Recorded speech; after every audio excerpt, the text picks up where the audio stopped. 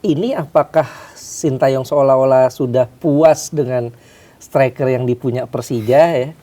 Atau mungkin karena Sintayong tidak terbiasa bermain dengan nomor 9? Karena di timnas enggak dia nggak dikasih ya. Apa yang menjadi kendala Persib di musim lalu teratasi nih dengan datangnya Balsa Sekulic gitu. Tapi Persija kayaknya belum sih. Kita sempat bilang ya, pokoknya siapa yang dapat Peralta musim depan, udahlah bakal juara lah. Oh, berarti Persib juara nih langsung.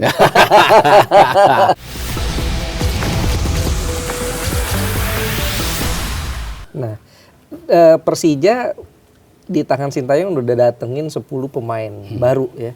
6 asing.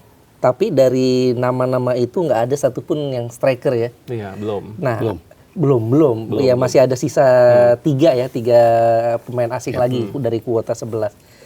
Ini apakah Sintayong seolah-olah sudah puas dengan striker yang dipunya Persija ya? Atau mungkin karena Sintayong tidak terbiasa bermain dengan nomor 9? Karena di timnas enggak dia nggak dikasih ya. Belum dikasih. Kecenderungannya kan dari awal sampai dia dipecat itu kan nggak ada nomor 9 ya. Bahkan nomor sih beberapa nomor 9. Iya, nomor 9 tapi bisa dikatakan gagal total ya. Spaso nggak masuk. Sananta juga di tangan dia tuh nggak hidup lah ya. Hoki Caraka ya. Iya, Hoki Caraka. Yang dia mainin kecenderungannya pemain-pemain winger yang dijadikan nomor 9 Struik gitu. ya. Iya, Struik, Ragnar ya, tipe-tipe seperti itu. Ya kalau ngelihat kebutuhan menurut gua yang masih dibutuhkan Persija emang jelas di posisi nomor 9 gitu. Karena kemarin Excel kayaknya masih butuh entah itu waktu, entah itu pesaing yang cukup untuk bisa membuat dia tampil lebih ngotot untuk mendapatkan tempat di starting 11 gitu. Karena kemarin kan sebetulnya banyak banget deh peluang yang dia dapatkan yang terbuang gitu kan. Terbuangnya tuh yang open clear cut chance banget gitu loh depan gawang kosong tapi nggak jadi gol gitu. Padahal build up-nya udah bagus, asisnya dari Witan juga udah keren, tapi eksekusi terakhirnya walaupun di musim lalu nunjukin performa yang oke juga gitu kan. Excel tuh bagus, sempat hilang tapi bagus lagi di akhir-akhir gitu kan. Ya ada sedikit konsistensi lah menunjukkan ini pemain punya potensi gitu. Cuman untuk in order untuk mendapatkan peluang untuk bisa menjadi juara, mereka masih butuh sih striker terutama yang bisa bikin 2 digit gol. Lo butuh striker tipe seperti itu dan itu sampai sekarang belum datang sih. Ada Almeida kan sebetulnya masih ada. Almeida, Gustavo Almeida cuman kan masih dia tuh cenderung kayak gelas kaca ya, gampang cedera ya. Ya mungkin Maxwell sama kemarin yang total bikin 30-an gol ya, 2 pemain ini kan nggak ada udah hilang. Ya artinya ya lu harus kompensasi dengan kehilangan pemain yang musim lalu memberikan lu 30-an gol gitu. Lu butuh pengganti di posisi itu. Sementara Excel tuh 7 gol kalau nggak salah ya, masih jauh gitu untuk bisa keep up cetak 2 digit gol gitu. Sehingga butuh tambahan pemain gitu. Persib butuh itu, ternyata Balsa Sekulic bisa menjawab itu, at least dari 2 turnamen gitu kan, nunjukin dia bisa assist, dia bisa ngegolin, dia bisa sundulan juga, tendangan luar bisa. Apa yang menjadi kendala Persib di musim lalu teratasi nih dengan datangnya Balsa Sekulic gitu. Tapi Persija kayaknya belum sih sejauh ini ya. Menunggu tanggal 4 kan nih, kick off dimulai. Di depan kan mereka tuh cuma ada Gustavo Almeida, Mauro Gistra dan Excel kan. Iya kan. Nggak ada lagi tuh. Atau mungkin main false nine mungkin. Bisa jadi. Bisa karena yang muda-muda yang kenceng-kenceng banyak juga ya. Iya.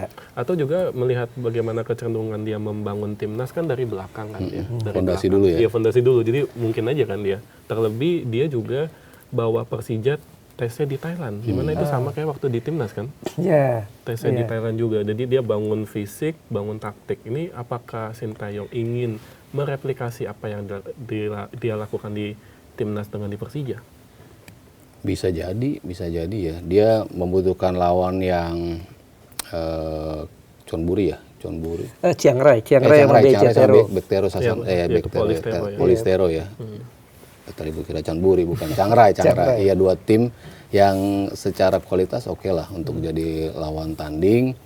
Ngukur kekuatan juga buat dia, tapi ya bisa juga mencari pemain ya kayak si Mutombo kan juga datang dari Liga Lihat Thailand. Thailand juga kan, dari Ratchaburi juga. Ratchaburi. Ya pemain-pemain asingnya kan juga punya kemampuan oke juga gitu. Banyak yang bilang dari Eropa Timur. Jadi Karena sekarang kebanyakan Eropa Timur ya. Iya, Kalau iya. dari squad kan. kalau dulu kan berhasil banget kan. Iya. Terus kan Eropa Timur. Jadi orang berpikir apa ini mau main fisik banget nih apa gimana gitu. Iya mungkin yang cocok seperti itu ya untuk Persija. Kalau kita ngelihat Brasil tinggal 2, Bosnia nambah 2, ada Kroasia, Iya, ada rata-rata 1. Eropa Timur. Iya. Dan ada yang sempat dipanggil ke timnas ya, timnas Kroasia dan Iya. timnas Bosnia tuh. Iya ada si, gue lupa namanya Stefan Longkar apa, Loncar juga, iya ya. apa Dennis Kollinger ya yang pernah dipanggil gitu. Dua-duanya sempat dipanggil. Sempat dipanggil ke timnas Kroasia ya. Ya, walaupun 2018 Iya, ya. udah lama.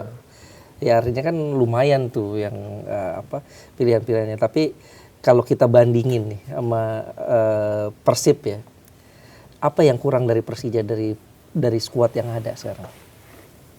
Ya pengedor tadi sih, pengedor, Striker, ya. striker kurang, posisi kiper, emang dia dapat 2 kiper yang di musim lalu tampil luar biasa. Nadeo. Nadeo sama Akil Safik kan dua-duanya oke sama Bayangkara. Satu ya Nadeo udah jelas dalam 2 musim terakhir selalu menjadi pemain top 2 dalam. Di Piala AFF. Tapi kan kita bicara liga. Untuk liga dia bagus. Mungkin Sintayong melihat itu. Dia nggak pakai Nadeo di timnas. Dia percayakan pada Hernando. Tapi dia melihatnya untuk di liga ini terbukti. Musim demi musim selalu tampil oke dengan saves terbanyak, dengan clean sheet yang terbanyak juga gitu. Kalau kita bicara kemarin Teja, tapi sebelumnya kan Nadeo. Tapi untuk saves Nadeo sama Hernando juga yang savesnya terbanyak juga, dan Cahya gitu ya. Jadi makanya kenapa kiper-kiper ini yang dipanggil gitu untuk masuk ke timnas gitu. Jadi mungkin Sintayong juga ngelihat itu. Ini dia punya kemampuan save yang bagus, punya kemampuan clean sheet yang bagus kalau tampil di liga domestik. Makanya dia diambil sama Sintayong. Kalau orang secara logika, ini kan kiper pernah gue buang ya waktu tanda kutip kan setelah Basra kan, setelah Basra 5-1 gue udahlah gue sama Hernando aja sekarang nggak sama dia lagi gitu. Tapi kan ternyata untuk loh kok dia manggil pemain yang udah pernah lo buang, pasti dia ada something kan, berpikiran ini punya kemampuan di mana nih sisi potensinya untuk di liga. Nah dia tampil oke gitu. Jadi lo punya 2 sets of keepers yang kualitasnya mirip-mirip gitu, Nadeo sama Safik ya. Akil Safik ya. Sekarang kalau kita lihat lah Persib nih baru kemarin ya Dewata Challenge Series juara, dan kemarin mereka nunjukin tuh di pertandingan terakhir lawan Bali comeback luar biasa tuh. Sempat tertinggal 0-1 kemudian 1-1, 2-1 ketinggalan, dapat kartu merah sih Bali, kemudian malah kebobolan ya kan, malah kebobolan 1-2. Comeback kartu merah lagi 2 gol. Iya. Ya kartu merah kan setelah selebrasi ya, artinya setelah 3-2 lah. Dan di menit akhir juga. Baru bisa comeback setelah Peralta masuk tuh. Setelah Peralta masuk.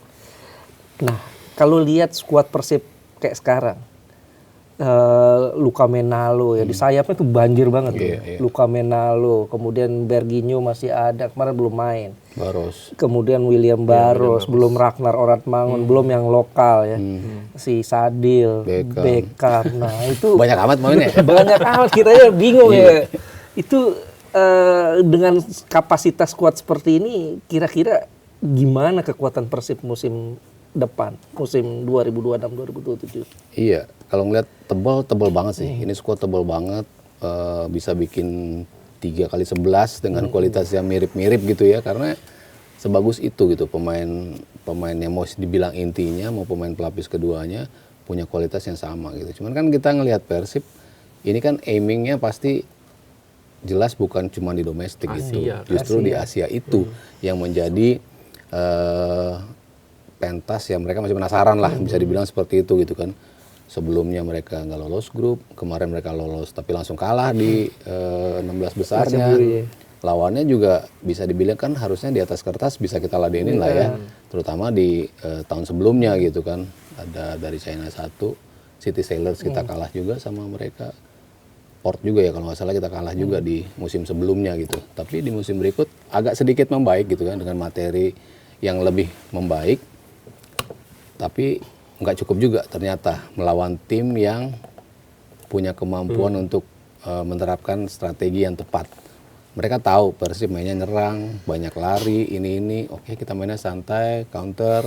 Dia mainnya lebih Persib dari Persib gitu kan. Malah lebih cerdik. Iya, lebih cerdik gitu. Persib kan di bawah Boyan Hodak kan juga gitu kan. Defense to counternya oke banget gitu kan. Ketika mereka tahu lawannya udah megang bola, udahlah gue tunggu aja gitu. Malah dia digituin sama Ratchaburi kemarin gitu. Jadi kan lo butuh pemahaman ekstra untuk tampil di turnamen level regional di Asia gitu. Nah, aimnya Persib menurut gue lebih besar porsinya ke sana, fokusnya dengan mendatangkan pemain-pemain yang tadi kita sebutkan lah sebanyak itu plus Peralta MVP musim lalu. Luar biasa itu. Kita sempat bilang ya, pokoknya siapa yang dapat Peralta musim depan udahlah bakal juara lah. Oh, berarti Persib juara nih langsung. Mikirnya kan seperti itu kan. Pokoknya siapapun yang bisa ngedapetin Peralta karena ini kan pemain yang tekniknya luar biasa, kualitasnya bagus, dan adjustmentnya juga cepat gitu. Iya. Mau main di posisi manapun, di klub manapun. Kemarin kan orang ragu kan, di Persib lo dengan ego lo dari Borneo bisa nyambung, kalau di Persib bisa tuh. Bisa. Kemarin tuh gue lihat langsung ya, kebetulan pas Peralta masuk tuh itu berubah banget, beda banget. Dan serangannya tuh dari dia terus gitu. Iya. Meskipun mungkin sebagus itu. Meskipun mungkin dia sempat butuh waktu ya, karena lawan Persebaya sempat tampil kurang oke kan. Lawan Persebaya tuh cuma 7 menit Mas. Oh, yang di final. Iya, final. Kartu merah pula ya. Iya. Kan sempat kurang oke, tapi ternyata dia bisa comeback kan. Iya. Tapi kan di penampilan sedikitnya itu dia udah nunjukin gitu kemampuan dribbling dia, kemampuan yang menjadi kekuatan utama dia untuk bisa ngelewatin beberapa orang, untuk memaksa orang ngejegal dia. Itu kan faktor yang penting banget dimiliki oleh pemain depan gitu. Dan itu dia miliki dan dia bisa praktekkan dimanapun posisi dia bermain, di klub manapun ternyata oke juga. Yang orang berpikir butuh adjustment nggak ya nih pemain, ternyata at least dalam beberapa game awal ya kita nunjukin dia bisa gitu. Jadi porsi Persib menjadi juara tuh ya lebih besar karena kehadiran Peralta. Kalau dia ke Persija mungkin lebih rame itu. Lebih imbang tuh jadinya kan, kekuatan lebih seimbang. Berarti sekarang nggak seimbang dong? Belum. Kan belum beli. Persija belum beli striker. Masih 3 lagi. Masih ada 3 lagi. Kalau Persib udah penuh tuh.